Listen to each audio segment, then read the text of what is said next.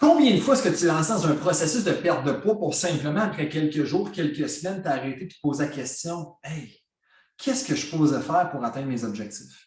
Si c'était le cas pour toi ou que ça l'ait déjà été, assure-toi de commenter SuperDad plus bas avant de continuer. Si tu ne savais pas déjà, mon nom, c'est Caleb, je suis kinésiologue de formation, mais également cofondateur des SuperDad, où est-ce que notre objectif est de changer le monde un père à la fois. Aujourd'hui, qu'est-ce que je vais t'expliquer au courant des prochains instants dans cette capsule? C'est la manière la plus simple de savoir exactement quoi faire pour atteindre tes objectifs.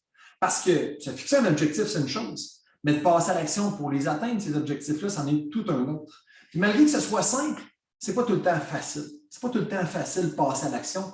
Mais aujourd'hui, je veux te simplifier, te faciliter la vie en t'expliquant exactement le processus à travers lequel on apporte nos sphères à passer à travers pour qu'ils puissent atteindre leurs objectifs.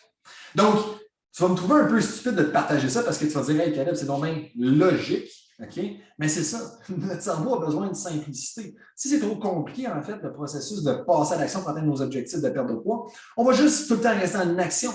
Et qu'est-ce qui va se passer? C'est que la paralyse de l'analyse, okay? Parce qu'on analyse tellement, on paralyse, on reste en place, inaction, on va prendre le dessus et on ne va juste jamais atteindre nos objectifs. Donc, c'est quoi cette fameuse méthode-là? Okay? Bien, ça s'appelle la loi de l'inversion. Okay? Puis ce que ça veut dire, en fait, c'est que si tu ne sais pas quoi faire pour atteindre tes objectifs, peut-être parce que tu n'as jamais été à ce point-là. Si tu n'as jamais été à un point ou à une destination, si tu n'as jamais monté le Mont Everest, certainement que tu ne sais pas quoi faire. Mais puisque tu n'as pas monté le Mont Everest, tu n'as pas atteint ces objectifs-là, tu dois savoir quoi pas faire pour ne pas atteindre, en fait, quoi faire pour ne pas atteindre tes objectifs. Et c'est là que la loi de l'inversion vient t'aider pour être capable de savoir quelles actions prendre pour atteindre ton objectif. Tu ne sais pas, en fait, quoi faire pour atteindre tes objectifs. Donc, essaie pas, en fait, de dire « Ah oui, je sais, pour perdre du poids, on devrait faire ça, on devrait faire ça. » Si tu savais exactement quoi faire pour perdre du poids, tu ne serais pas ici en train d'écouter aujourd'hui parce que tu aurais déjà atteint tes objectifs de perte de poids.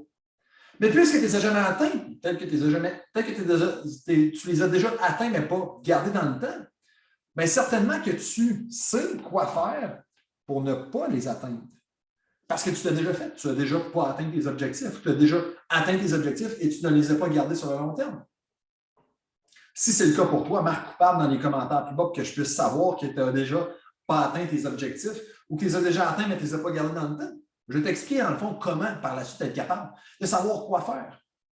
Bien, tu sais, si tu sais quoi faire pour ne pas les atteindre, bien, tu dois savoir à partir de là quoi faire pour les atteindre. Parce que c'est simplement le contraire un de l'autre. Si j'ai fait 1, 2, 3, ce qui m'a empêché d'atteindre mes objectifs, OK? Et c'était quoi ces 1, 2, 3 là? Bien, être impatient, tout le temps regarder la balance puis me démotiver à ce niveau-là. Ça peut être ça. OK? 2, ne pas avoir de support, ne pas être encadré. C'est qu'est-ce qui m'a empêché de réussir? Avoir une méthode qui est trop restrictive. Si ça, c'est des choses que tu sais que tu ne dois pas faire, ou des choses que tu dois faire plutôt pour ne pas atteindre tes objectifs, mais de l'autre côté, l'opposé doit être vrai. L'opposé qui est, bon, ben, au lieu d'être impatient, je dois être patient et de me concentrer sur la balance, me concentrer sur les actions et sur le processus. Numéro 2, je dois m'assurer, en fait, de me faire encadrer ou de m'entourer de personnes qui réussissent. Et numéro 3, je dois avoir une méthode qui n'est pas restrictive, mais plutôt qui me permet, qui est permissive, qui me permet de faire ce que je veux, mais quand même d'atteindre mes objectifs.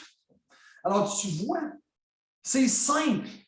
Tout ce que tu dois faire, c'est que tu dois utiliser la loi de l'inversion qui te permet, en fait, d'être clair face à voici ce que j'ai fait qui m'a apporté à ne pas réussir.